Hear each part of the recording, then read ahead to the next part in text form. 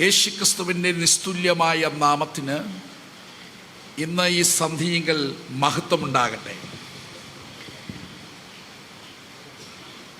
ഇനി വലിയ വിശദീകരണമൊന്നുമില്ലാതെ ഞാൻ വിഷയത്തിലേക്ക് കടക്കാൻ ആണ് താല്പര്യപ്പെടുന്നത്. അതിനു മുൻപ് എന്നിൽ നിക്ഷിപ്തമായിട്ടുള്ള പ്രധാനപ്പെട്ട കാര്യം, ഇന്ത്യൻ പെന്തക്കോസ്ത് ദൈവസഭ പുറമറ്റം എബനേസർ PYPA ക്രമീകരിച്ചിരിക്കുന്ന ത്രിദിന ബൈബിൾ സ്റ്റഡി, അതിൻ്റെ തീം ഇവിടെ അവതരിപ്പിക്കുക എന്നുള്ളതാണ്. ആ തീം ഇവിടെ വ്യക്തമായിട്ട് എഴുതിയിട്ടുണ്ട്. മേലാൽ സംഭവിപ്പാനുള്ളത്, ബിഹെയർ ആഫ്റ്റർ എന്നുള്ള മേലാൽ സംഭവിപ്പാനുള്ളത്. മേലാൽ സംഭവിപ്പാനുള്ളത് അതിൻ്റെ മൂലഭാഷയായ ഗ്രീക്കിൽ മെറ്റാ ടൗറ്റ ഐഡാൻ എന്നുള്ള വാക്കാണ് ഉപയോഗിച്ചിട്ടുള്ളത്. കൈ ഡെഗൈസോ സോയ്ഹോ ഡൈ ഗെനൈസ്റ്റേ മെറ്റാ ടൗറ്റ ഐഡാൻ. ഈ വാക്കിൻ്റെ കീഴിൽ, ഈ ടൈറ്റിലിൻ്റെ കീഴിലാണ് നമ്മൾ 3 ദിവസം ദൈവവചനം പഠിക്കാൻ പോകുന്നത്. 3-3.5 മണിക്കൂർ കൊണ്ട് 3 ദിവസം കൊണ്ട് നാം അല്പം ഗ്രഹിക്കുന്നത്. അതുകൊണ്ട് അതിൻ്റെ പദാനുപത വ്യാഖ്യാനത്തിലേക്ക് പോകാൻ സാധ്യമല്ല. എന്നാൽ വിഷയാസ്പദമായിട്ട് ചില കാര്യങ്ങൾ അടുക്കിന് ചിന്തിക്കുകയാണ്. ഒന്ന്, ഇപ്പോൾ സ്ക്രീനിൽ ബുക്ക് ഓഫ് റിവലേഷൻ്റെ ഒരു ചാർട്ട് ഇപ്പോൾ ഇവിടെ വരും. അതൊന്ന് ശ്രദ്ധിച്ചാൽ, ബുക്ക് ഓഫ് റിവലേഷൻ, വെളിപ്പാട് പുസ്തകത്തിൻ്റെ പഠന സൗകര്യാർത്ഥം ക്രമീകരിച്ചിരിക്കുന്ന ഒരു ചാർട്ടുണ്ട്. ഇതിനകത്ത് എന്താണ് എന്നുള്ളത് നമുക്ക് ഒന്നൊന്നായിട്ട് അല്പമായി ഗ്രഹിക്കുമ്പോൾ കാര്യം മനസ്സിലാക്കാൻ പറ്റും. ഒന്ന്, 3 കാലങ്ങൾ. ആ 3 കാലങ്ങൾ അടങ്ങിയതാണ് മേലാൽ സംഭവിപ്പാനുള്ളത്. മേലാൽ സംഭവിപ്പാനുള്ളത് എന്നുള്ളതിനകത്തുള്ള പ്രധാനപ്പെട്ട 3 കാലങ്ങൾ. ഒന്ന്, 70-ാം ആഴ്ചവട്ടം. 70-ാം ആഴ്ചവട്ടത്തിലെ സംഗതികളാണിത്. ഈ ചാർട്ടുള്ളപ്പോൾ തന്നെ മറ്റൊരു ചാർട്ടുണ്ട്, ചാർട്ട് 2 പ്ലീസ്.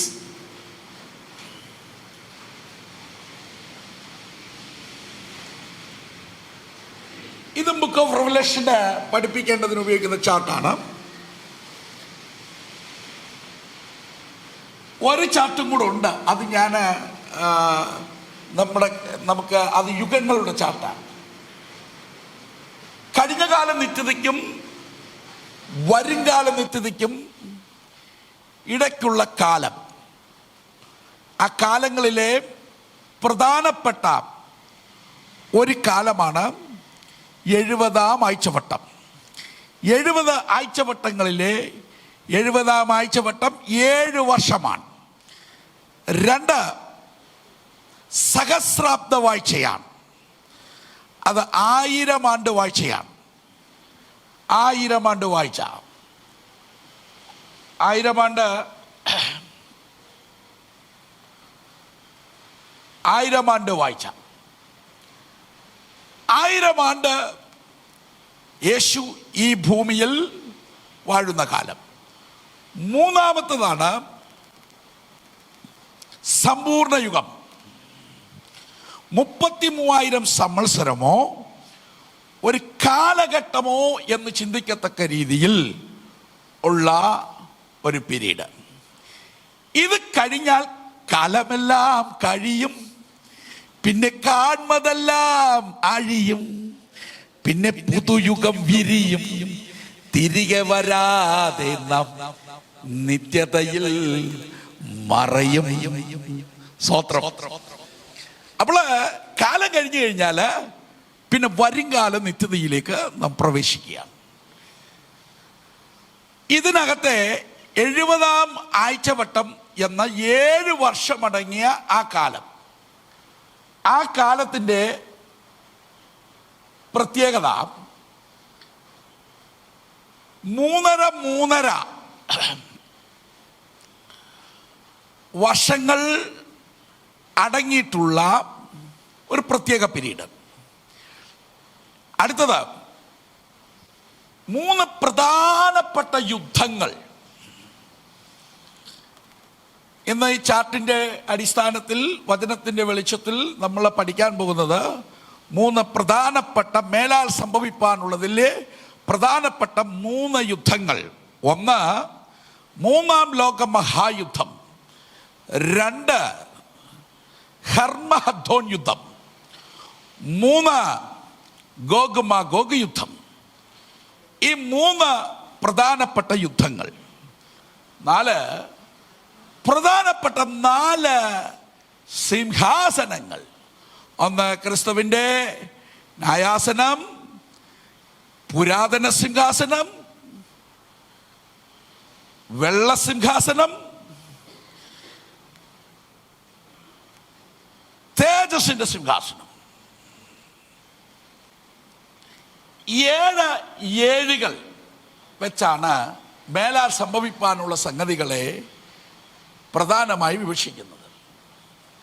മേലാൽ സംഭവിപ്പാനുള്ളത് എന്ന് പറഞ്ഞിരിക്കുന്നത് book of revelation chapter 4 verse 1 വായിച്ചാട്ടെ. നമ്മുടെ തീമാണ്. അനന്തരം സ്വർഗത്തിൽ വാതിൽ തുറന്നിരിക്കുന്നത് കണ്ടു. കാഹളനാദം പോലെ എന്നോട് സംസാരിച്ച് കേട്ട ആദ്യത്തെ ശബ്ദം, ഇവിടെ കയറി വരിക, മേലാൽ സംഭവിപ്പാനുള്ളത് നിനക്ക് കാണിച്ചു തരാം. അപ്പോൾ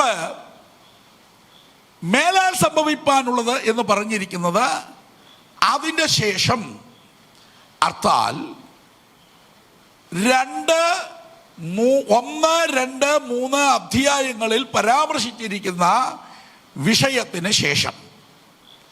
1-ാം അധ്യായത്തിൽ സപ്തമഹിമ പൂർണ്ണനായ ക്രിസ്തുവാൻ. 2, 3 അധ്യായങ്ങൾക്കകത്ത് സപ്തസഭകളാണ്. 7 സഭകൾ 7 നിലവിളക്കുകളാകുന്നു. കണ്ടോ? ഒരു നിലവിളക്ക് കണ്ടോ? നിലവിളക്ക്. ഇതിന്റെ നടുവിൽ കണ്ടോ? സപ്തമഹിമ പൂർണ്ണനായ ക്രിസ്തു. അപ്പൊ കണ്ടോ? എഫെസോസ്, സ്മുർണ, പെർഗമോസ്, തുയതീര, സദീസ്, ഫിലദൽഫിയ, ലവോദിക്ക. സപ്തസഭകൾ. AD 70 മുതൽ AD 120 വരെയുള്ള കാലത്തെ പൊതുസഭയുടെ സ്വഭാവം അങ്ങനെയായിരുന്നു. റെവലേഷൻ ചാപ്റ്റർ 2 വേഴ്സ് 1 to 7, 1 മുതൽ 7 വരെ. നെക്സ്റ്റ്, സ്മുർണ, പീഡിത സഭ. AD 120 മുതൽ AD 312 വരെയുള്ള ചർച്ച് പീഡിത സഭയായിരുന്നു. വിസ്തരിക്കേണ്ട കാര്യമാണ്. അതിൻ്റെ പ്രധാന ഭാഗം മാത്രം പറഞ്ഞു പോകുന്നുള്ളൂ. വെളിപ്പാട് പുസ്തകം 2:8 മുതൽ 12 വരെ. പെർഗമോ സഭ, സ്വൈരണി സഭ, AD 312 മുതൽ 606 വരെ. 2-ാം അധ്യായം 12 മുതൽ 17 വരെ.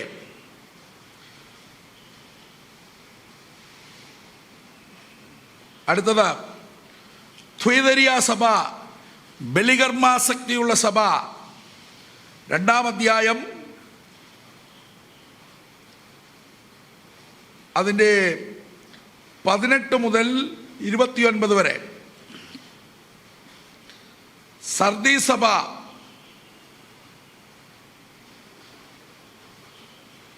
നവീകരണ സഭ. 3-ാം അധ്യായം 1 മുതൽ 6 വരെ. ഫിലദൽഫിയ സഭ, സഹോദര സ്നേഹത്തിൻ്റെ സഭ. 3:7 മുതൽ 13 വരെ. ലവോദിക്ക സഭ, മന്തോഷ്ണ സഭ 3:14 മുതൽ 22 വരെ. അപ്പോൾ കാലഘട്ടം വേണം. യെസ്, തരാം. ഓക്കെ, പെർഗമോസ് വരെ തന്നത്. യെസ്, AD 312 മുതൽ 606 വരെ പെർഗമോസിൻ്റെ. തുയതരിയുടെ 606 മുതൽ 1520 വരെ. AD ആട്ടോ, AD ആണ്, BC അല്ല, AD ആണ്. സർദീസ് സഭ 1520 മുതൽ 1750 വരെ. ഫിലദൽഫിയ സഭ 1750 മുതൽ 1900 വരെ. മന്തോഷ സഭ 1900 മുതൽ ഈ സ്വഭാവമാണ്.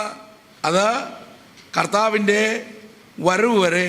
അപ്പോൾ കർത്താവിൻ്റെ വരവിനോട് ഏറ്റവും അടുത്ത് ഭൂമിയിൽ പാർക്കുന്ന കൂട്ടരാണ് നമ്മൾ. അപ്പോൾ ലവോദിക്ക സഭയുടെ ദൂത് കഴിഞ്ഞതിന് തൊട്ടുപുറകെ അടുത്തത് പറയുന്നു, ഇവിടെ കയറി വരിക, മേലാൽ സംഭവിപ്പാനുള്ളത് ഞാൻ കാണിച്ചു തരാം. യോഹന്നാനോടാണ് അത് പറയുന്നത്. യോഹന്നാന് സർവ്വസഭയുടെയും പ്രതിനിധിയായിട്ടാണ് ആ വിളി കേൾക്കുന്നത്. അപ്പോൾ സഭയുടെ ഉൽപ്രാവണത്തിനും അതേ ശബ്ദമുണ്ട്. അതുകൊണ്ട് സഭയുടെ എടുക്കപ്പെടലിന് ശേഷം മേലാൽ സംഭവിപ്പാൻ ഉള്ള സംഗതികളാണ് നമ്മൾ പഠിക്കാൻ പോകുന്നത്. അടുത്തത് സപ്തമുദ്രകളാണ്. ഒന്നാമത്തെ മുദ്ര, വെളിപ്പാട് പുസ്തകം 6-ാം അധ്യായം 1-ാമത്തെ വാക്യം. വെള്ളക്കുതിര പ്രത്യക്ഷമായി, വെള്ളക്കുതിര. 2-ാം മുദ്ര ചുവന്ന കുതിര. 3-ാം മുദ്ര കറുത്ത കുതിര. ഇവിടെ മഞ്ഞ ഇല്ല, കാണുന്നില്ല, എന്നാൽ അത് മഞ്ഞക്കുതിരയാണ്. കാണുന്നുണ്ടോ? അപ്പോൾ 7 മുദ്രകളാണ്. 1-ാമത്തെ മുദ്ര പൊട്ടിച്ചപ്പോൾ വെള്ളക്കുതിര, 2-ാമത്തെ ചുവന്ന കുതിര, 3-ാമത്തെ കറുത്ത കുതിര, 4-ാമത്തെ മഞ്ഞക്കുതിര. അടുത്തത് രക്തസാക്ഷികളുടെ ആത്മാക്കൾ, 6 പ്രകൃതിക്ഷോഭങ്ങൾ, 7 സ്വർഗത്തിലെ മൗനത. അങ്ങനെ 7 മുദ്രകൾ. ചാർട്ട് 1. ഇത് മതി. ഓക്കെ, ഇതാ 7 മുദ്രകൾ. 1, വെളിപ്പാട് പുസ്തകം 6:1-2 വെള്ളക്കുതിര, 6:3-4 ചുവന്ന കുതിര, 3, 6:5-6 കറുത്ത കുതിര, 6:7-8 മഞ്ഞക്കുതിര. 5-ാമത്തെ മുദ്ര രക്തസാക്ഷികളുടെ ആത്മാക്കൾ, 6-ാം അധ്യായം 9 മുതൽ 11 വരെ. അടുത്തത് 6-ാമത്തത് പ്രകൃതിക്ഷോഭങ്ങൾ, 6:12 മുതൽ 14 വരെ. 16-ാം വാക്യവും. 7-ാം മുദ്ര സ്വർഗത്തിൽ മൗനത, 8:1. അപ്പോൾ 7 മുദ്രകൾ കഴിഞ്ഞില്ലേ? 7 മുദ്ര. ഏതാണ് 7 മുദ്ര? ഇങ്ങോട്ട്. ഇതാണ് 7 മുദ്രകൾ.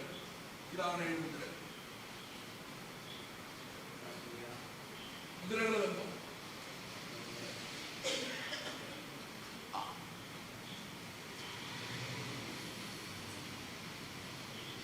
ഈ മുദ്രകൾ പൊട്ടിക്കുന്നത് സഭയുടെ ഉൽപ്രാവണാനന്തരമാണ്. സഭയുടെ എടുക്കപ്പെടലിന് ശേഷമാണ്. അടുത്തത് 7 കാഹളങ്ങളാണ്. കാഹളങ്ങൾ കണ്ടോ? കാഹളങ്ങൾ, 7 കാഹളങ്ങൾ. 1-ാമത്തെ കാഹളം രക്തം തീ കൽമഴ. വെളിപ്പാട് പുസ്തകം 8:6-7 വാക്യം. വായിക്കേണ്ട, നോട്ട് ചെയ്താൽ മതി. 2-ാം കാഹളം തീ കത്തും വന്മല. 2-ാമത്തെ കാഹളം തീ കത്തുന്ന വന്മല. 3-ാമത്തെ കാഹളം, അതിൻ്റെ വാക്യം 8:9 കേട്ടോ. തീ കത്തുന്ന വന്മല. 3-ാമത്തെ കാഹളം കാഞ്ഞിര നക്ഷത്രം. 10-11 വാക്യങ്ങൾ 8-ന്റെ. അടുത്തത് 5-ാമത്തെ കാഹളം വെട്ടിക്കിളിയാലുള്ള ബാധ. അല്ല, എത്ര? 4 വേണം അല്ലേ? 4. ഓക്കെ, 4 വാക്യം 12. സൂര്യചന്ദ്ര നക്ഷത്രാദികൾക്കുള്ള ആകാശങ്ങൾക്കുണ്ടാകുന്ന ആഘാതമാണ് 12-ാമത്തെ വാക്യം. 5-ാമത്തേത് വെട്ടിക്കിളിയാലുള്ള ബാധയാണ്. 9-ാം അധ്യായവും 1 മുതൽ 11 വരെയുള്ള വാക്യങ്ങളാണ്. അടുത്തത് 6-ാമത്തെ കാഹളം 9-ന്റെ 12 മുതൽ 21 വരെയുള്ള വാക്യങ്ങളാണ്. കുതിരപ്പടയാലുള്ള ബാധ. 7-ാമത്തെ കാഹളം 11-ന്റെ 15 മുതൽ 19 വരെ. അതിൻ്റെ ഇടയ്ക്കൊരു ഇടവേളയുണ്ട്. 3-ാം കഷ്ടം. അപ്പോൾ 7 കാഹളങ്ങൾ കഴിഞ്ഞു. അടുത്തത് 7 മൂർത്തികളാണ്. 1-ാമത്തെ മൂർത്തി സൂര്യധാരണിയായ സ്ത്രീ. 12-ന്റെ 1-2. 2-ാം മൂർത്തി ചുവന്ന മഹാസർപ്പമാണ്.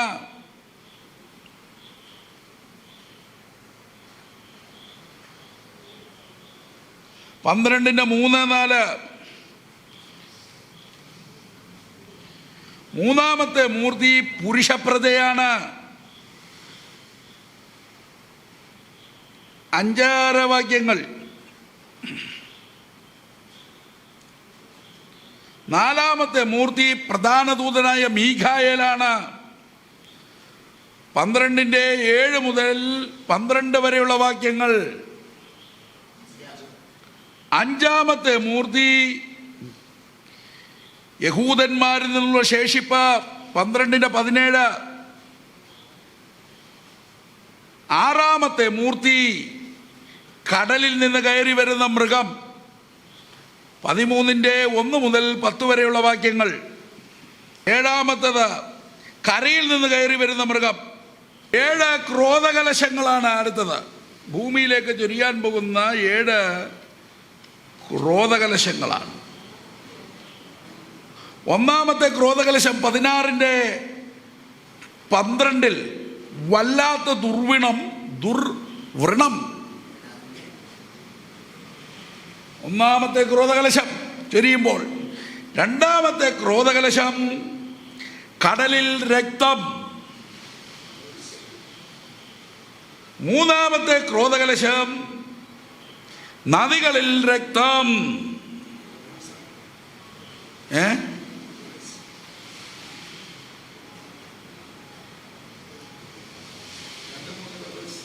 റെഫറൻസ്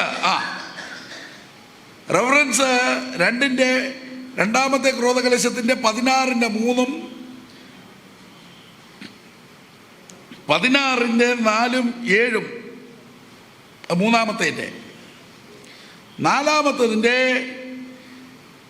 4-ാമത്തെ ക്രോധകലശം അത്യുഷ്ണം. 16-ന്റെ 8-9 വാക്യങ്ങൾ. വെളിപ്പാട് പുസ്തകം കേട്ടോ ഈ 16 എന്ന് പറയുന്നത്. 5-ാമത്തെ ക്രോധകലശം കൂരിരുട്ട. 16-ന്റെ 10-11.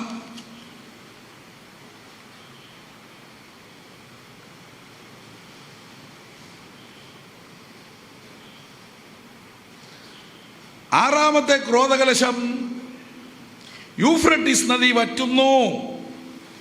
16-ന്റെ 12. 7-ാമത്തെ ക്രോധകലശം വലിയ കൽമഴ. 16-ന്റെ 17 മുതലുള്ള വാക്യങ്ങൾ. അടുത്തത് 7 തീർപ്പുകളാണ്. 7 തീർപ്പുകൾ, സപ്ത തീർപ്പുകൾ. ദൈവം നടത്തുന്ന 7 തീർപ്പുകളാണ്. 1-ാമത്തെ തീർപ്പ് സഭാ ബാബിലോണിന്റെ തീർപ്പ്. വെളിപ്പാട് പുസ്തകം 17-ാം അധ്യായം തീർപ്പുകളിൽ 1-ാമത്തെ തീർപ്പ് സഭാ ബാബിലോണിന്റെ തീർപ്പ്. 17 അധ്യായം 1 മുതൽ 18 വരെയുള്ള വാക്യങ്ങൾ. 2, വാണിജ്യ ബാബിലോണിന്റെ മേൽ ദൈവം നടത്തുന്ന തീർപ്പാണ്. വാണിജ്യ ബാബിലോൺ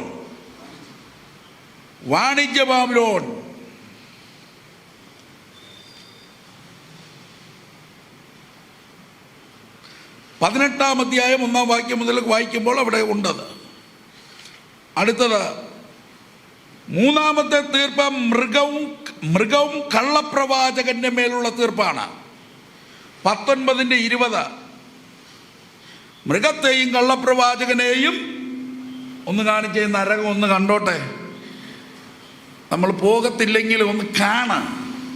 ഇതാ കിടക്കുന്നു മൃഗം, ഇതാ കിടക്കുന്നു കള്ളപ്രവാചകൻ. കണ്ടോ? മൃഗം ജനസമുദായ കടലിൽ നിന്ന് കയറി വന്ന മൃഗം, എതിർ ക്രിസ്തു.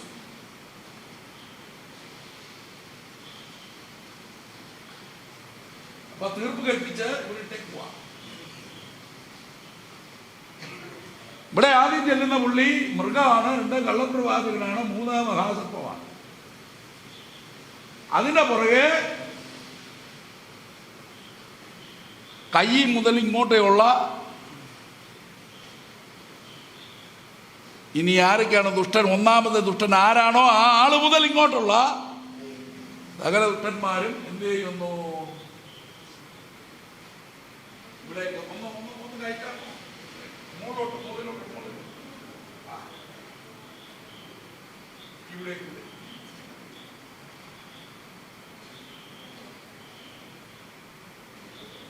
അപ്പോൾ അത് നമ്മൾ സവിസ്തരമായിട്ട് ഇത് വിസ്തരിക്കുമ്പോൾ അല്പമൊക്കെ ഒന്ന് പഠിക്കും.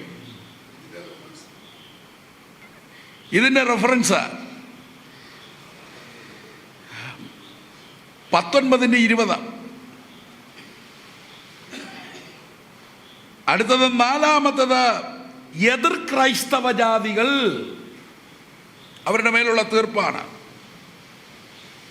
ഒത്തിരി വാക്യങ്ങൾ മനസ്സിൽ വരുന്നുണ്ട്, ചെടിച്ചെടേന്ന് പറയാൻ, അത്ര വിസ്തൃതമുള്ള വിഷയമാണ്. 19-ന്റെ 17, 18, 27 വാക്യങ്ങൾ. 19-ന്റെ 17, 18, 27 വാക്യങ്ങൾ 4-ാമത്തെ തീർപ്പ്. 5-ാമത്തെ തീർപ്പ് ഗോഗ് മാഗോഗ് യുദ്ധം.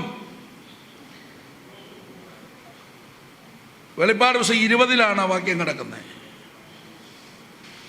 6-ാമത്തെ തീർപ്പ് സാത്താൻ. എന്ത് സാത്താൻ? എടുത്ത് ഒക്കെ ഒന്ന് മുകളിലോട്ട് കളിച്ച്. സാത്താൻ, ഇതാണ് സാക്ഷാൽ സാത്താൻ.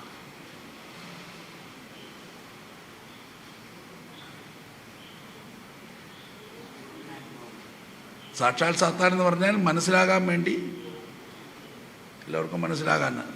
സാത്താന്റെ ലാസ്റ്റ് സീൻ ഇതാ. വെളിപ്പാട് ദിവസം പഠിപ്പിക്കുമ്പോൾ വലിയ പോരാട്ടമാണ്.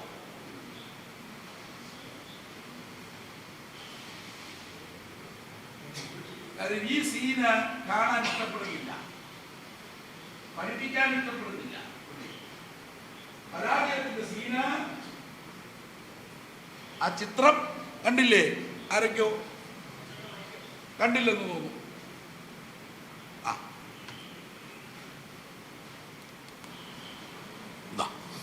സാത്താൻ. ഇനി അടുത്തത് 7-ാമത്തെ അതിന്റെ വാക്യം 20, വെളിപ്പാട് ദിവസം 20-ന്റെ 9, 10. ഇനി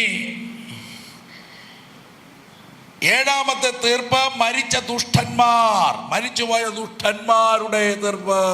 എടുത്തേ, ഇങ്ങോട്ട് മേപ്പോട്ട് വന്നേ, അല്ല ഇങ്ങോട്ട്. ഇതാ വെള്ളസിംഹാസനം, അവരുടെ മേൽ തീർപ്പ് കൽപ്പിക്കുകയാണ്. 7 തീർപ്പുകൾ കഴിഞ്ഞാൽ അടുത്തത് സപ്തനൂതനങ്ങളാണ്. 7 നൂതനങ്ങൾ. ചടചടയെന്ന് പറയാം. 1-ാമത്തെ നൂതനം പുതിയ ആകാശം. വെളിപ്പാട് പുസ്തകം 20-ന്റെ 1, 21-ന്റെ 1. അനന്തരം ഞാൻ പുതിയ ആകാശവും പുതിയ ഭൂമിയും കണ്ടു, 1-ാമത്തത് ഒഴിഞ്ഞുപോയി. സപ്തനൂതനങ്ങൾ.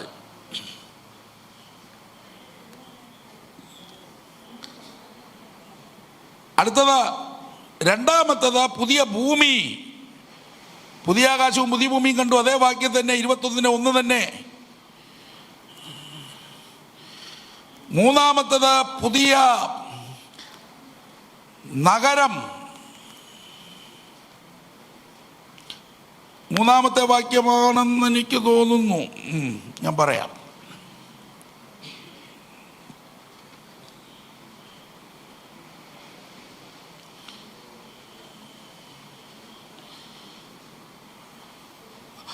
പുതിയ യെരൂശലേം എന്ന വിശുദ്ധ നഗരം ഭർത്താവിനെ അലങ്കരിച്ചുള്ള മണവാട്ടിയെ പോലെ സ്വർഗ്ഗത്തിൽ ഇറങ്ങി വരുന്നത് ഞാൻ കണ്ടു.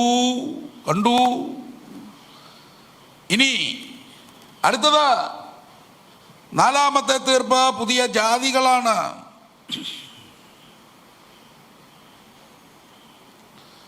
21:24 മുതൽ 27 വരെ. 22:1 പുതിയ നദി. 22:2 പുതിയ ജീവവൃക്ഷം. 22:3 3-4 വാക്യങ്ങൾക്കകത്ത് പുതിയ സിംഹാസനം. വെളിപ്പാട് ദിവസം പഠിച്ചു കഴിഞ്ഞു. ഇങ്ങനെയും പഠിക്കാം. ഇവിടെ എല്ലാവരും ഉണ്ടോ? മനസ്സുകൊണ്ടോ അതോ അങ്ങ് പോയോ? വെളിപ്പാട് പുസ്തകത്തിൻ്റെ ഒരാകത്തുക രൂപം പല നിലയിൽ വെളിപ്പാട് പുസ്തകം പഠിക്കും. 1 പദാനുപത വ്യാഖ്യാനം, 2 7 വിഭജനം, വിഷയാസ്പദമായിട്ടുള്ള വിഭജനം. നമ്മൾ വിഷയാസ്പദമായിട്ടുള്ള ആ ഇടയ്ക്ക് കയറിയാണ് പഠിക്കുന്നത്. അതിനകത്ത് ഇത്രയും കാര്യങ്ങൾ ഏകദേശം അടുക്കിന് പഠിച്ചു കഴിയുമ്പോൾ മറക്കരുത്. എന്തൊക്കെയാണ്? സപ്തസഭകൾ, സപ്തമുദ്രകൾ, സപ്തകാകളങ്ങൾ, സപ്തമൂർത്തികൾ, സപ്ത ക്രോധകലശങ്ങൾ. അടുത്തത് സപ്ത തീർപ്പുകൾ, സപ്തനൂതനങ്ങൾ. സപ്തം എന്ന് പറഞ്ഞാൽ എന്തുവാണ്? സപ്തം 7. അങ്ങനെ സപ്തങ്ങളാണ്. എന്ത്? സപ്തം എന്ന് പറഞ്ഞാൽ 7 ഏഴുകൾ കൊണ്ട് ഈ പുസ്തകം എത്ര സുന്ദരമാണ്. വെളിപ്പാട് പുസ്തകം. സ്തോത്രം. ഇതിങ്ങനെ പഠിക്കുമ്പോൾ നമ്മുടെ ഉള്ളിൽ ഇത് കയറും. സഹായത്തിനാണ് ഒരു ചാർട്ട് ക്രമീകരിച്ചിരിക്കുന്നത്. നമ്മുടെ കർത്താവ് ക്രൂശിക്കപ്പെട്ടു. നമ്മുടെ കർത്താവ് സ്വർഗാരോഹണം ചെയ്തു. നമ്മുടെ കർത്താവ് അവിടെ നിന്ന് പിതാവിനോട് ചോദിച്ച് വാഗ്ദത്തത്തിൻ പരിശുദ്ധാത്മാവിനെ ഇതാ ചർച്ചിലേക്ക് നൽകി. നമ്മുടെ കർത്താവ് ക്രൂശിക്കപ്പെട്ട ശേഷം സ്വന്തം തോളിൽ തലയാഴ്ച പ്രാണനെ വിട്ട് താഴോട്ട് വന്നു. ബുദ്ധന്മാരെ പിടിച്ചുകൊണ്ട് ഉയരങ്ങളിൽ കയറി എന്നതിനാൽ ഇറങ്ങി എന്ന് വരുന്നില്ലയോ? മനുഷ്യർക്ക് ദാനങ്ങളെ കൊടുക്കേണ്ടതിന് ഉയരങ്ങളിൽ കയറി. സ്തോത്രം. ഇനി ഇതാണ് ചർച്ച. ഇതാണ് കൃപായുഗം. 69-70 ആഴ്ചവട്ടങ്ങൾക്കിടയിലുള്ള കൃപായുഗം. അപ്പോൾ നമ്മുടെ വിഷയം നമ്മൾ തറ കെട്ടിയിട്ടു. നമ്മുടെ തീമിലേക്ക് വന്നാട്ടെ. തീമിലേക്ക് മേലാൽ സംഭവിപ്പാനുള്ളത്. സഭ ഇവിടുന്ന് എടുക്കപ്പെട്ട ശേഷം എന്തൊക്കെ കാര്യങ്ങൾ സംഭവിക്കും? പ്രധാനപ്പെട്ട 3 യുദ്ധങ്ങൾ. അതിനകത്തെ ഒന്നാമത്തെ യുദ്ധത്തിൻ്റെ പേരാണ് ഇനി നടക്കാൻ പോകുന്ന ഒരു വലിയ ലോക മഹായുദ്ധം. അങ്ങനെ യുദ്ധം വരുമെന്നും യുദ്ധത്തിന് മുമ്പ് സഭ ഇവിടുന്ന് എടുക്കപ്പെടുമെന്നൊക്കെ ഉപദേശി ഞങ്ങളോട് ഈ ക്ലാസ്സിൽ ഇങ്ങനെ പറയാൻ എന്താണ് ബൈബിളിൽ ആധാരം? ചടിചടയെന്ന് 3 വാക്യങ്ങൾ വായിച്ച് സഹായിച്ചാട്ട്. മത്തായി 24:6, മർക്കോസ് 3:7, ലൂക്കോസ് 21:9. മത്തായി 24:6 ചടിചടയെന്ന് വായിച്ചാട്ടെ. 24:6. അടുത്തത് എടുത്തു വെച്ചോ. മർക്കോസ് 13:7. നിങ്ങൾ ശിഷ്യന്മാരെ, നമ്മൾ ആരാണ്? അവന്റെ ശിഷ്യരാണ്. ഒന്ന് സ്തോത്രം ചെയ്യാം. ശിഷ്യന്മാരുടെ എണ്ണം പെരുകി, ഏറ്റവും പെരുകി. അതുകൊണ്ട് അപ്പോസ്തല പ്രവൃത്തി 6 കാണുന്നു, നാം ശിഷ്യരാണ്. അപ്പം നമ്മളോടാണ് പറഞ്ഞിരിക്കുന്നത്. യേശു കർത്താവ് അന്നുള്ള ശിഷ്യന്മാരോട് പറഞ്ഞു, വായിച്ചോ. നിങ്ങൾ യുദ്ധങ്ങളെയും യുദ്ധശ്രുതികളെയും കുറിച്ച് കേൾക്കും, ചഞ്ചലപ്പെടാതിരിപ്പാൻ സൂക്ഷിച്ചുകൊള്ളുവീൻ. നിങ്ങൾ എന്ത് ചെയ്യരുത്? ചഞ്ചലപ്പെടരുത്, നിങ്ങൾ സൂക്ഷിക്കണം. അത് സംഭവിക്കേണ്ടത്. ആ പ്രയോഗം ഒന്ന് ശ്രദ്ധിച്ചേ. അത് പ്രാർത്ഥിച്ചാൽ നീങ്ങിപ്പോകുന്നതല്ല.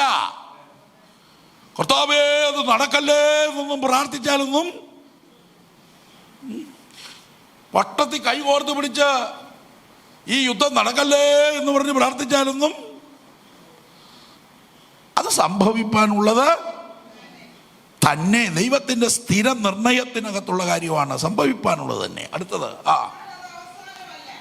എന്നാൽ അത് അവസാനമല്ല.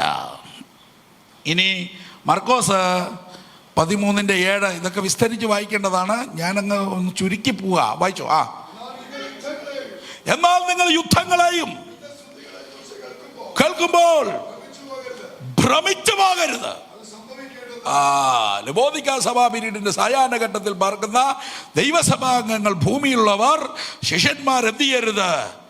ഭ്രമിച്ചു പോകരുത്. ഇത് കേൾക്കുമ്പോൾ ഭ്രമിച്ചു പോകരുത്. അടുത്ത താഴോട്ട് പ്രയോഗം വായിക്കാമോ? ഒന്ന് വായിച്ചു. ജാതി ജാതിയോട് ഭൂകമ്പം, ക്ഷാമമുണ്ടാകും. ഇതെല്ലാം പ്രസവ വേദനയുടെ ആരംഭമാണ്. സ്തോത്രം. യേശു വരാറായി. സ്വന്തം രക്തത്താൽ സമ്പാദിച്ച സഭ പോകാറായി. ഇനി അതിൻ്റെ പ്രാധാന്യത്തിലേക്കൊക്കെ നമ്മൾ വരും. ഇനി ലൂക്കോസ് സുവിശേഷം 21:9 അവിടെ ഒരു പ്രയോഗം എടുക്കാൻ പോവാണ്. ഞെട്ടിപ്പോകരുത്. ഈ 3 പ്രയോഗം ശ്രദ്ധിച്ച്. നിങ്ങൾ ചഞ്ചലപ്പെട്ട് പോകരുത്, നിങ്ങൾ ഭ്രമിച്ചു പോകരുത്, നിങ്ങൾ ഞെട്ടിപ്പോകരുത്. ലൂക്കോസ് 21:9. അപ്പം ഞെട്ടാതെ, ചഞ്ചലപ്പെടാതെ, ഭ്രമിക്കാതിരിക്കാൻ വേണ്ടിയാണ് ഇന്ന് പുറമറ്റം PYPയെ ഈ ബൈബിൾ ക്ലാസ് ക്രമീകരിച്ചിരിക്കുന്നത്. ഒരു ആമേൻ പറയാമോ?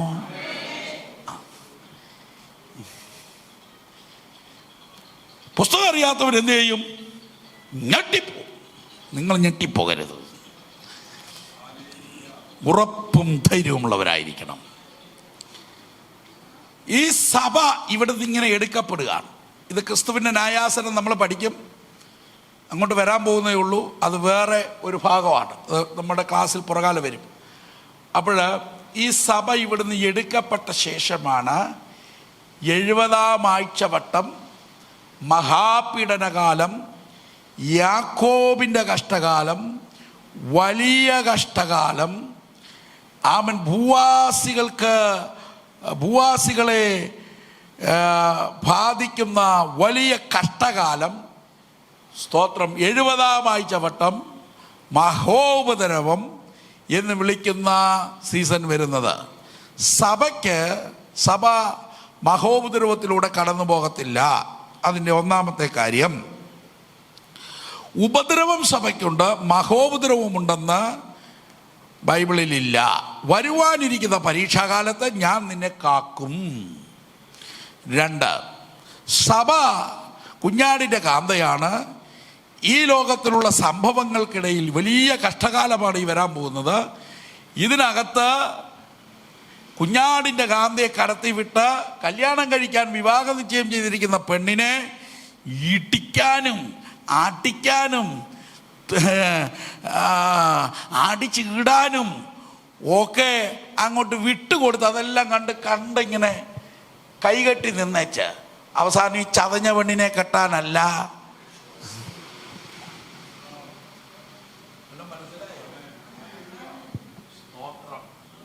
ഇതൊക്കെ നിങ്ങൾ കേൾക്കും. ഇവിടെ നടക്കാനുള്ള, എന്നാൽ ഇങ്ങോട്ട് ഇതൊക്കെ നിങ്ങൾ കേൾക്കും. അതിനു മുമ്പ് നമ്മൾ എന്ത് ചെയ്യും? പോകുമോ? പോകണ്ടേ? പോകാൻ ടിക്കറ്റ് ഉള്ളവരെ ഓർത്ത് ഞാൻ സ്തോത്രം ചെയ്യുന്നു. പാസ്പോർട്ട് ഉള്ളവരെ ഓർത്ത് സ്തോത്രം ചെയ്യുന്നു. നമ്മൾ പോകും. അപ്പോൾ തൊട്ടുപുറകെ വരുന്നൊരു യുദ്ധങ്ങളെയും യുദ്ധശ്രുതികളെ കുറിച്ച് നിങ്ങൾ കേൾക്കും. എവിടെത്താണ്? ഒന്ന് കയറാവല്ലേ, 3-ാം ലോക മഹായുദ്ധത്തും തുടങ്ങി വെക്കാം. അപ്പോൾ യുദ്ധങ്ങളെയും യുദ്ധശ്രുതികളെയും കുറിച്ച് നിങ്ങൾ കേൾക്കും. എടുക്കാം യെഹെസ്കേൽ പ്രവാചക പുസ്തകം, അതിൻ്റെ 38-39 അധ്യായത്തിൽ ഒരു യുദ്ധം പറഞ്ഞിട്ടുണ്ട്. 3-ാം ലോക മഹായുദ്ധത്തെക്കുറിച്ച് ബൈബിളിൽ പരാമർശിച്ചിരിക്കുന്ന എന്ന് വിശേഷിപ്പിക്കുന്ന ലോക മഹായുദ്ധത്തെക്കുറിച്ച്. ആ യുദ്ധം ഇതുവരെ നടന്നിട്ടില്ല. എടുക്കാം 38:1 വായിച്ചട്ടെ.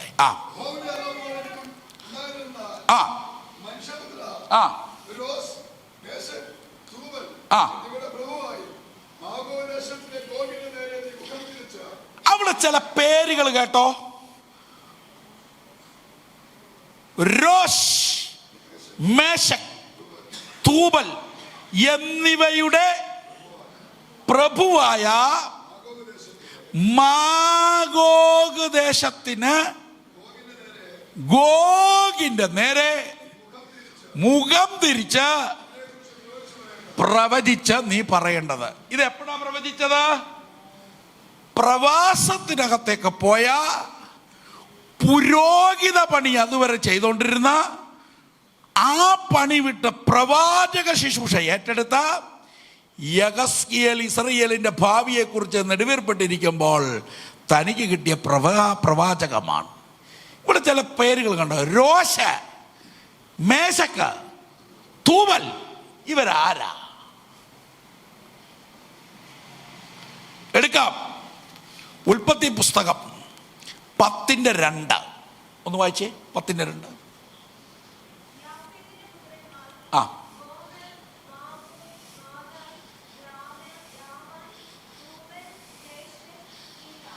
ഈ 3 പേരുകളും അവിടെ ഉണ്ട്. സ്തോത്രം. ഇതാ ആരൊക്കെ? മേശക്ക കണ്ടോ? ദാ മേശക്ക. അടുത്തത് രോഷ്. ഇവിടെ ഇവരാരാണ്? യാഫേത്തിന്റെ പുത്രന്മാർ. ഈ യാഫേത്ത് ആരാ? നോഗവല്യപ്പന് 3 മക്കളുണ്ട്. അവരുടെ പേര് ഷേമ, ഹാമ, യാഫെത്ത്. ഷേം, ഹാം, യാഫെത്ത് അല്ലേ? മക്കളാ.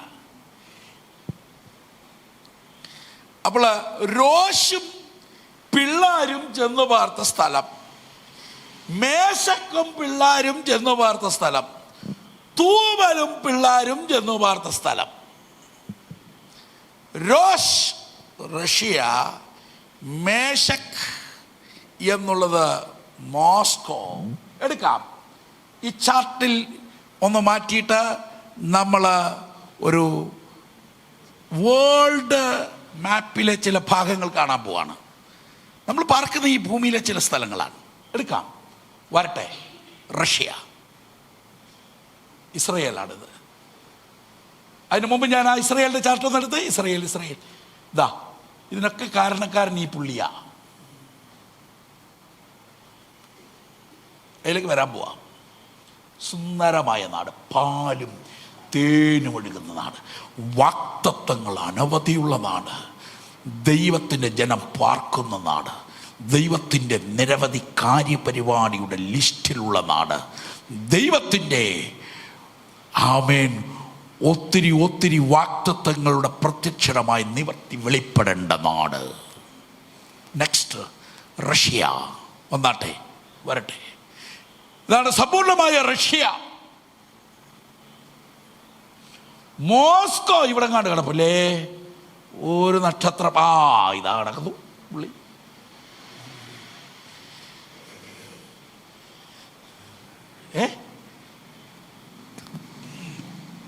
അടുത്തത് തൂബൽ. ഇനി വായിച്ച വാക്യം താഴോട്ട് വായിച്ചേ. റോഷ് മേശക്. നീ അധ്യായം കീബോർഡ് വായിക്കുകയാണ്, വ്യാഖ്യാനിക്കുകയാണ്. വായിച്ചോ. യെഹെസ്കേൽ പ്രവചനം 33 ലോക മഹായുദ്ധം എന്ന് കേൾക്കുമ്പോൾ, ലോക മഹായുദ്ധം നടക്കാൻ പോകുന്നതിനെ കുറിച്ച് കേൾക്കുമ്പോൾ യെഹെസ്കേൽ 38, 38, 39, 38, 39 അത് ഇങ്ങോട്ട് കയറണമാകത്ത്. ആരേലും 3-ാം ലോക മഹായുദ്ധം എന്ന് പറഞ്ഞൊരു ഉപദേശി പ്രസംഗിച്ച് തുടങ്ങുമ്പോഴേ നമ്മുടെ വിരൽ തന്നെ, കണ്ണ് കാഴ്ചയില്ലാത്തവർ കൈ കൊണ്ട് തപ്പിയെടുക്കും. അതുപോലെ എന്ത് ചെയ്യണം, അങ്ങോട്ട് പോകണം. വായിച്ചോ. മനുഷ്യപുത്ര, രോഷ്മേശക്, തൂബൽ എന്നിവയുടെ പ്രഭുവായ മാഗോഗ് ദേശത്തിലെ ഗോഗിന്റെ നേരെ ഇവിടെ ഗോഗേ എന്ന് വിളിച്ചിരിക്കുന്നത് സമ്പൂർണമായ റഷ്യ.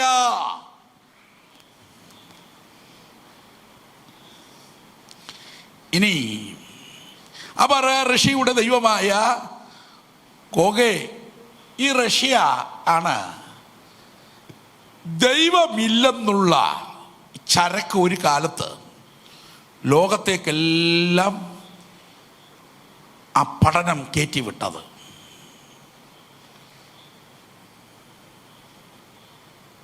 നമ്മുടെ രാജ്യത്തിൻ്റെ കൂട്ടുകാരനാ.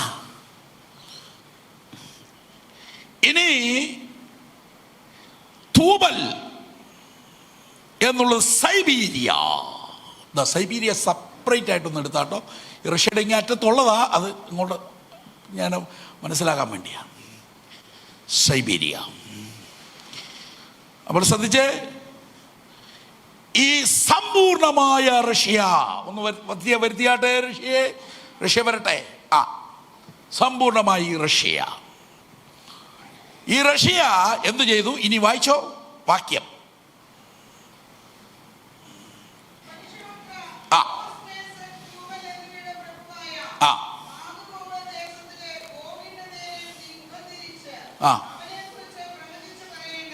പറഞ്ഞോ, പ്രവചിച്ചോ. അടുത്തത്,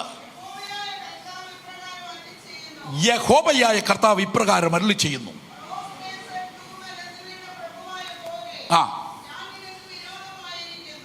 റഷ്യ, ഞാൻ നിനക്ക് വിരോധമായിരിക്കുന്നു. അപ്പോൾ എന്നെ റഷ്യ എന്തുവാ കാണിച്ചേ?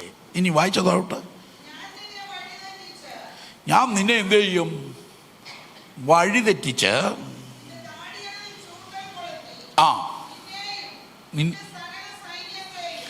നിന്നെയും നിന്റെ സകല സൈന്യത്തെയും. എന്നിട്ട് വായിച്ചോ. കുതിരകൾ കൊട്ടൊഴിയാതെ നിന്റെ കംപ്ലീറ്റ് സൈന്യത്തെയും ഫോഴ്സിനെ മുഴുവനെയും താടിയില് കൊളുത്തിട്ടിട്ട് കൊണ്ടുപോയാൽ ഇങ്ങനെ വരും. ഇതുപോലെ വഴി തെറ്റിച്ച് ഇവനൊരു വേണ്ടാത്ത പണിക്ക് പോകും. റഷ്യ വരട്ടെ. വാക്യം വായിച്ചോളും. നമ്മുടെ ഭൂപടം തന്നെ കിടക്കുന്നോട്ടെ.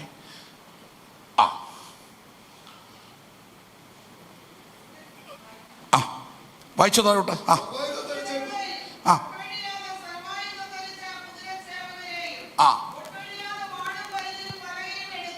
അത് പഴയ നിയമമാണ്. ആ കാലത്തിലുള്ള യുദ്ധസന്നാഹങ്ങളെ വെച്ചുകൊണ്ടാണ് അവിടെ പ്രവചിച്ചിരിക്കുന്നത്. എന്നാൽ ഈ പ്രവാചകത്തിന്റെ അർത്ഥം അങ്ങനെയാണ് എടുക്കേണ്ടത്. കംപ്ലീറ്റ് സൈന്യം, ഫുൾ ആയിട്ടുള്ള സൈന്യബലത്തോടെ. നീ വായിച്ചോ.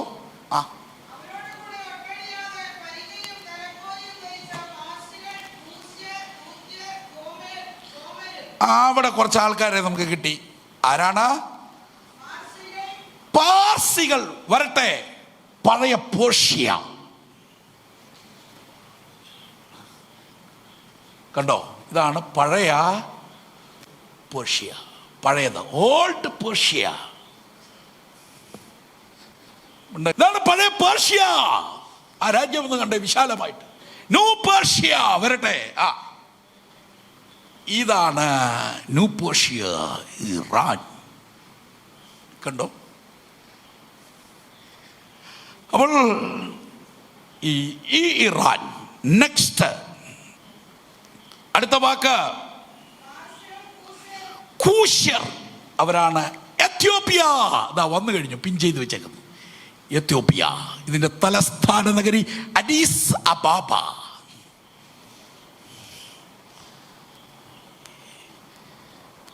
ആഫ്രിക്കയിലെ ഒരു രാജ്യം. അപ്പോൾ ആരൊക്കെയാന്ന് എണ്ണിക്കോണം. റഷ്യയുടെ കൂടെ ആരൊക്കെയുണ്ട്? വിട്ടുപോകരുത്. റഷ്യയുടെ കൂടെ ഇറാൻ, എത്യോപ്യ. നെക്സ്റ്റ് വായിച്ചേ, പൂത്യര്. ഇവരാരാണ്? എടുക്കാം, ലിബിയ. കണ്ടോ?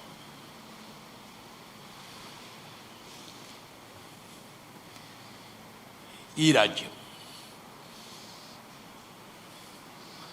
എവരും. അടുത്തത് ആര്? ഗോമര്. അവരാണ് ജർമ്മനി. ഗോമര്. ഈ ഗോമരും അടുത്തത് അവന്റെ എല്ലാ ഫോഴ്സും. ഈ തോഗർമാഗ്രഹം അതാരാന്നറിയാവോ? ടർക്കി. എവരും. അടുത്തത് അവരുടെ സൈന്യവും. പല ജാതികൾ. എനിക്ക് അത് വായിച്ചപ്പോഴേ അതിനകത്ത് നമ്മളുണ്ടോ എന്ന് എനിക്കൊരു ചെറിയ ഡൗട്ട് അടിക്കുന്നു. ഇല്ലാതിരുന്നാൽ നല്ലത്. നമ്മളെന്ന് പറഞ്ഞാൽ നമ്മളല്ല, നമ്മുടെ രാജ്യം.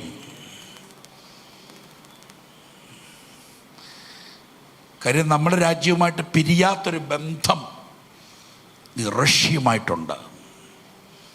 ഇന്നലകളിലെ യുദ്ധത്തിലൊക്കെ റഷ്യ സഹായിച്ചതും റഷ്യയുടെ നിലപാടും റഷ്യ എങ്ങനെയാണ് നമ്മോടുള്ള ബന്ധത്തിൽ റഷ്യൻ ആയുധങ്ങൾ വെച്ചാണ് കഴിഞ്ഞ ദിവസമൊക്കെ റഷ്യയും കൂടെ സഹകരിച്ച് വികസിപ്പിച്ചെടുത്തതൊക്കെ വെച്ചാ അടിച്ചത്.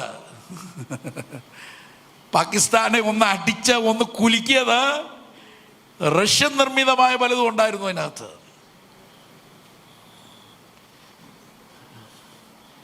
അപ്പോൾ ഈ പുസ്തകമേ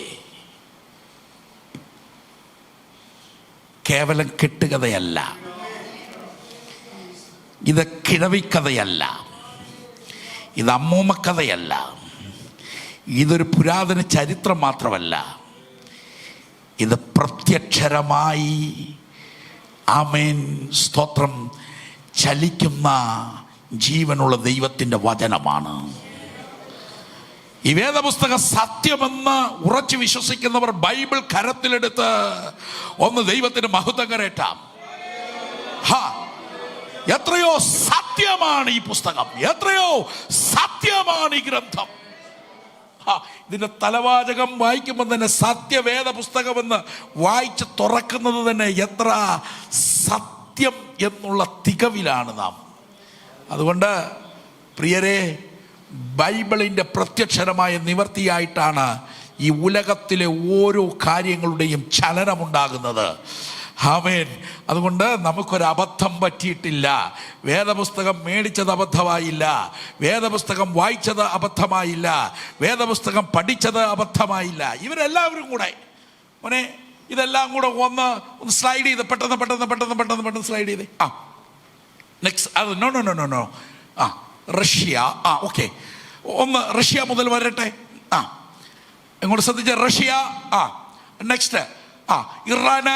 അടുത്തത് എത്യോപ്യ, ലിബിയ, ജർമ്മനി, ടർക്കി. ഇത്രയും രാജ്യങ്ങൾ ഇവർ ഒന്നിച്ച് ഇവരുടെ മുഴുവനും പട്ടാളത്തെയും സജ്ജമാക്കി ഇവരൊരു ടീമായി. പിന്നെ ജാതികൾ, പിന്നീട് കുറച്ചുള്ള കൊച്ചു പല ജാതികൾ, ഇവരെല്ലാം കൂടെ വായിച്ചോ ആൻറ്റി താഴോട്ട്. നിർത്താൻ പോവാ. നിന്നോട് കൂടെ എന്ത് ചെയ്യും? ആരുടെ കൂടെ? ഗോഗേ, റഷ്യയെ നിന്റെ കൂടെ പുറപ്പെടുമാറാക്കും.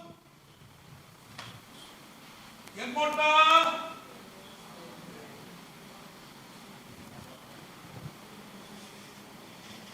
എത്തിപ്പിടിച്ചുള്ള സഭായോഗത്തിനകത്തൊന്നും ഇതൊന്നും പ്രസംഗിച്ച് തീരൂല. ഇതിന് വല്ലപ്പോഴും ഇങ്ങനൊക്കെ ക്ലാസ് നടത്തി വചനത്തിൽ നമ്മൾ എന്ത് ചെയ്യണം?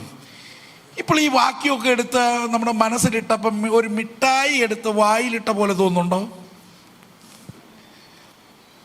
ക്ലാസ് നിർത്താൻ തോന്നുന്നുണ്ടോ? എന്നാലും നിർത്തും. വായിച്ച ആൻറ്റി ഒന്നും കൂടെ. ജാതികൾ അടുത്തത് ഒരുങ്ങിക്കൊള്ളുക.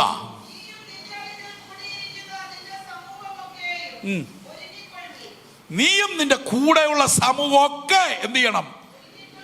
എന്നിട്ട് നമ്മൾ നേരത്തെ ഒരു വാക്യം വായിച്ചല്ലോ, ഇത് സംഭവിക്കേണ്ടത് തന്നെ. ഇത് നീങ്ങിപ്പോകാൻ ഇവിടെ ഉപവാസവും പ്രാർത്ഥനയൊന്നും പുറമറ്റ സഭ നടത്തിയാലൊന്നും നടക്കുകയല്ല. ഇത് നടക്കേണ്ട കേസാ. കർത്താവെ, അങ്ങ് അല്പം വൈകണം, അതിനുവേണ്ടി ഞങ്ങൾ എന്ത് ചെയ്യാണ്? പ്രാർത്ഥിക്കണം. നടക്കുവോ? നടക്കാത്ത കാര്യങ്ങളാണ്. നമ്മുടെ സഭയിൽ ആരും മരിച്ചു പോകരുത് കർത്താവേ. പ്രായമായ മരിച്ചു പോകും.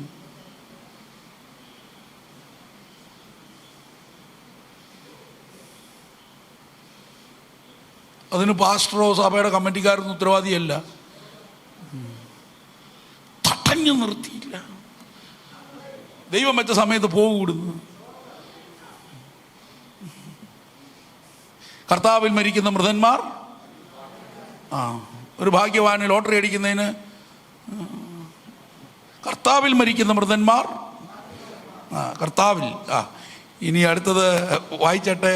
നിർത്താൻ പോവാ. ഇപ്പം നിർത്താം. ബാക്കി എപ്പോൾ? നാളെ വൈകിട്ട് ബാക്കി തുടങ്ങും. അപ്പോൾ ഈ രാജ്യങ്ങളെല്ലാം കൂടെ ചേർന്ന് ഇസ്രായേലിന്റെ ഭൂപടം ഒന്ന് എടുത്തേ. ഇസ്രായേലിന്റെ ഭൂപടം ഇവിടെ വരും. ഇപ്പൊ വരും. ഈ കൊച്ചു രാഷ്ട്രത്തിന് നേരെ ഇവരെല്ലാം കൂടെ വരും. ഇവർ വരുന്നതിനൊരു കാരണമുണ്ട്. ഈ രാഷ്ട്രം ഇത്ര നോട്ടപ്പുള്ളിയാകാൻ കാരണമുണ്ടല്ലോ, ഇവനെ തൊടുന്നവനെല്ലാം വിവരം അറിയും.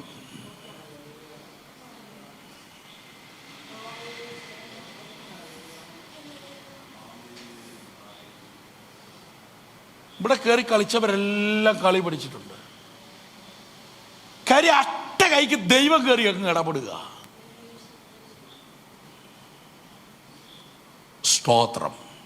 ഇവിടെ നിന്നുകൊണ്ട് നമുക്ക് ഇഷ്ടമുള്ള സാധനം മറ്റേ കൊഴുക്കട്ടയ്ക്കുള്ളിലുള്ള തേങ്ങാപ്പീര പോലുള്ള സാധനമാണ്. നമുക്കിഷ്ടമുള്ള, ഇനി ദൂത് പറഞ്ഞില്ലെന്ന് വേണ്ട, വാക്തത്വം. ദൈവത്തിൻ്റെ കാര്യപരിപാടി ഒത്തിരി കിടക്കുക. അവിടെ കയറി കളിക്കാൻ നോക്കിയാൽ ദൈവം ഇടപെടും. ഞാനിവിടെ നിർത്താൻ പോകുന്നു. ഈ കേട്ട വചനങ്ങൾ യെഹെസ്കേൽ പ്രവചനം 37-38 പരാമർശിക്കപ്പെട്ടിരിക്കുന്ന മൂന്നാമതുള്ള പ്രധാനപ്പെട്ട ഒരു ലോക മഹായുദ്ധത്തിൻ്റെ കാരണവും അതിനുവേണ്ടിയുള്ള രാജ്യങ്ങളുടെ, സഖ്യ രാജ്യങ്ങളുടെ ആ ഒരുമിച്ചുള്ള ആ എഴുന്നേൽപ്പും നമ്മൾ ഭൂപടത്തിൻ്റെ സഹായത്തോടുകൂടെ ഇന്ന് അല്പമായി പഠിച്ചിരിക്കുകയാണ്. ഇത് മറന്നു പോകരുത്. ഈ യുദ്ധങ്ങളും ഈ യുദ്ധം ആരംഭിക്കുന്നതിന് തൊട്ട് മുന്നമേ, ഇതിനു മുന്നമേ ഇതിനെക്കുറിച്ചൊക്കെ നമ്മൾ കേൾക്കും, ഈ ബൈബിൾ ക്ലാസ്സിൽ ഇരുന്നും പഠിക്കും. എന്നാൽ ഇത് ആരംഭിക്കുന്നതിന് മുന്നമേ കുഞ്ഞാടിൻ്റെ കാന്ത, ആമേൻ, സ്വോത്രം സ്വോത്രം, കുറുകിയിരിക്കുന്ന കുറുംപ്രാവ് തൻ്റെ ഇണയുടെ അരികിലേക്ക് പറന്നു പോകും. ആമേൻ. ഉറപ്പും പ്രത്യാശയുമുള്ള ദൈവമക്കൾ പ്രത്യാശയോടെ ദൈവത്തെ ഒന്ന് സ്തുതിച്ചാരാധിക്കാം. പ്രത്യാശയോടെ ദൈവത്തെ ഒന്ന് സ്തുതിച്ചാരാധിക്കാം. കർത്താവൂതൻ ഗംഭീരനാദത്തോടും പ്രധാന ദൈവ ദൂതശബ്ദത്തോടും, കർത്താവൂതൻ ഗംഭീരനാദത്തോടും പ്രധാന ദൈവം സ്വർഗത്തിൽ ഇറങ്ങി വന്നിടുമ്പോൾ, സ്വർഗത്തിൽ നിന്നിറങ്ങി വന്നിടുമ്പോൾ എത്രയോ സന്തോഷം, എത്രയോ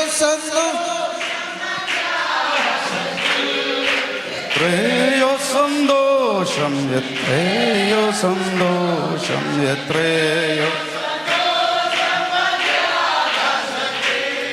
പ്രൈസ് ദി ലോർഡ്. അനുഗ്രഹീതമായ മേലാൽ സംഭവിപ്പാനുള്ള എന്ന വിഷയത്തെ ആസ്പദമായിട്ടുള്ള ആമുഖമായിട്ടുള്ള ദൈവിക സന്ദേശം ദൈവദാസനിലൂടെ ആമേൻ നമുക്ക് കേൾക്കുവാൻ സാധിച്ചല്ലോ. ഇപ്രകാരം ദൈവവചനത്തിൽ നിന്ന് പ്രാരംഭമായി കേൾക്കുവാൻ സഹായിച്ച ദൈവകൃപ പകർന്ന കർത്താവിനെ നമുക്ക് കരമർത്തി സ്തോത്രം ചെയ്യാം.